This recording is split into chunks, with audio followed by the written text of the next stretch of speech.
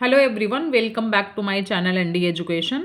इस वीडियो में मैं Uttar Pradesh police sub inspector exam का 2021 का जो प्रीवियस ईयर का क्वेश्चन पेपर है, 2 दिसंबर 2021 को जो शिफ्ट 1 में यूपीएसआई का पेपर हुआ था, उसके 40 सामान्य हिंदी का क्वेश्चन डिस्कस करूंगी। अभी तक मैं 2021 का 51 सेट का 40 हिंदी का क्वेश्चन डिस्कस कर चुकी हूँ, जो कि मेरे चैनल पे यूट्यूब के प्लेलिस्ट में अवेलेबल है। अभी चलिए स्टार्ट करते हैं क्वेश्चन नंबर 1 से। इनमें से कौन सा शब्द तद्भव शब्द नहीं है? तो इसका सही आंसर है दृक्। फोर्थ विकल्प इसका करेक्ट आंसर है। इनमें से अल्प विराम का चिन्ह कौन सा है? तो इसका सही आंसर है सेकंड विकल्प में जो ऑप्शन दिया गया है। नेक्स्ट क्वेश्चन करेंगे।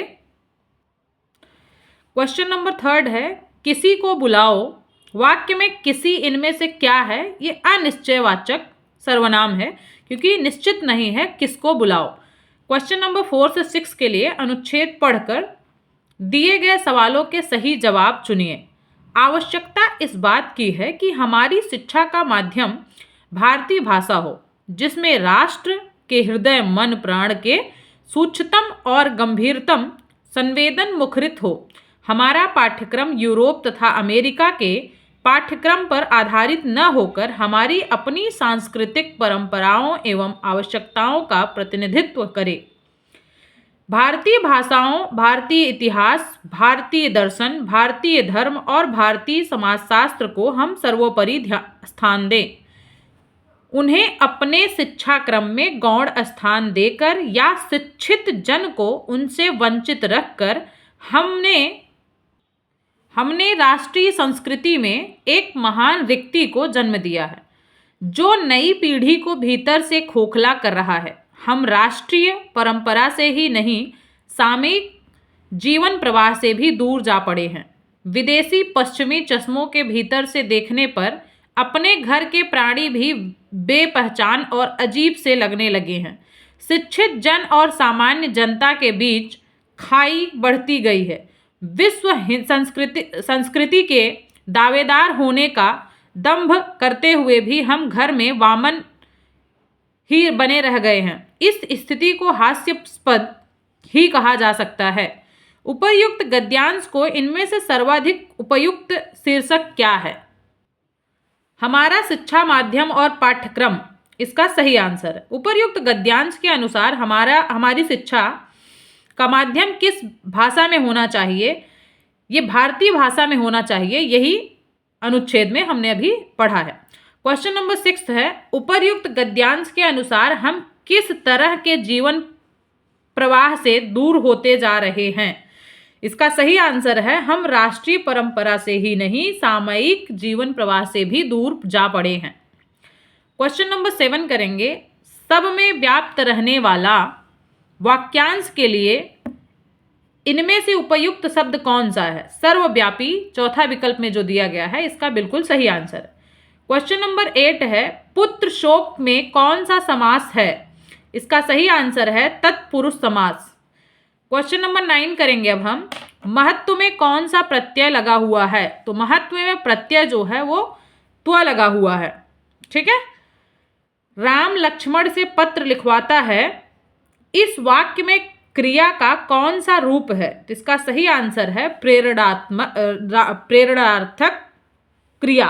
ऑप्शन नंबर 4 जो है इसका सही आंसर है।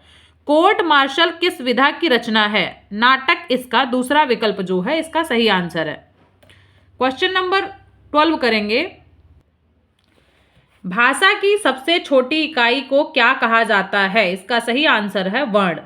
पूर्व दिशा के लिए इनमें से उपयुक्त शब्द कौन सा है? तो प्राची इसका सही आंसर है। इनमें से आलवार महिला संत का नाम क्या है?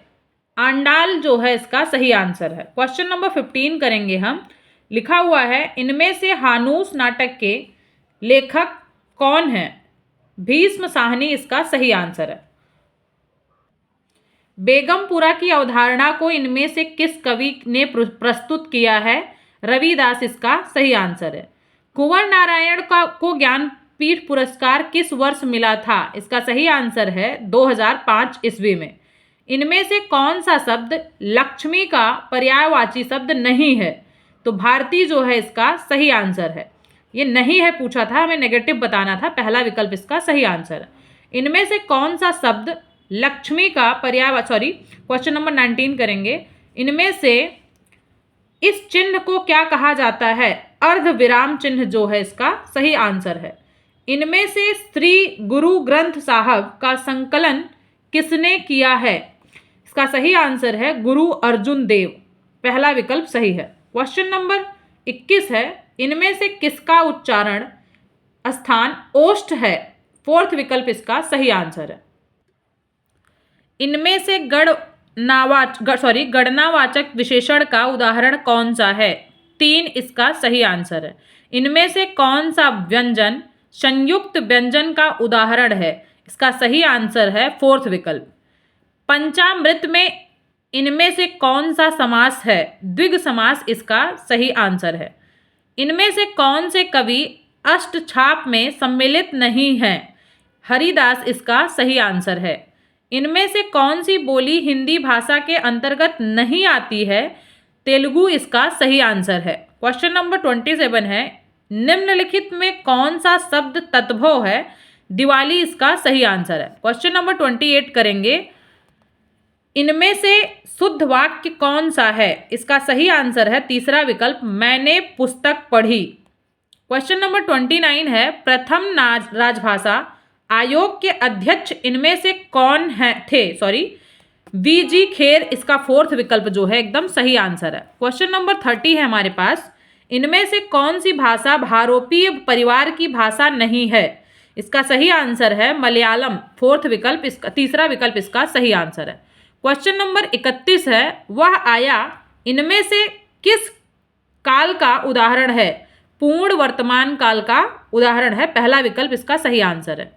क्वेश्चन नंबर 32 है, इनमें से कौन सा शब्द पाश्चात्य का विलोम है? इसका पहला विकल्प एकदम सही आंसर है। क्वेश्चन नंबर 33 करेंगे, निम्न वाक्य गरीबों को दान दो में गरीब किस कारक का उदाहरण है? संप्रदान कारक इसका सही आंसर है। कर्ता के ने चिन्ह का प्रयोग इनमें से कहाँ होता है? सामान्य भूत में, इसका सही आंसर है पहला विकल्प। घी के दिए जलाना मुहावरे का क्या अर्थ है? अप्रत्याशित लाभ पर प्रसन्न होना, दूसरा विकल्प इसका सही आंसर है। क्वेश्चन नंबर 36 करेंगे, किस रचना के बारे में प्रसिद्ध है कि इसे पढ़ने के लिए बहुत से लोगों ने हिंदी सीखी है? चंद्रकांता दूसरा विकल्प इसका सही आंसर है। क्वेश्चन नंबर 37 है, छलिया में प्रयुक्त प्रत्यय इनमें से कौन सा है? इया जो है इसका सही आंसर है पहला विकल्प।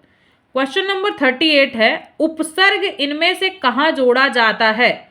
तो शब्द के पहले जोड़ा जाता है उपसर्ग, दूसरा विकल्प इसका सही आंसर है। क्वेश्चन नंबर 39 है, इनमें से कर्म कारक का चिन्ह कौन सा है? तो को, कर्ता ने कर्म को, दूसरा विकल्प, चौथा विकल्प इसका सही आंसर है। इनमें से मध्यम पुरुषवाचक सर्वनाम का उदाहरण कौन है? तू, मैं, हम, उत्तम, तो इसका दूसरा विकल्प जो है सही आंसर है। इसमें मध्यम पूछा गया था, ठीक है, तो ये मैं नहीं होगा, वह भी नहीं होगा, उपर्युक्त सभी भी नहीं होगा, तो दूसरा विकल्प इसका सही आंसर है। चलिए मिलते हैं नेक्स्ट वीडियो में अगले शिफ्ट के 40 हिंदी के क्वेश्चंस के साथ। Thank you so much, bye bye.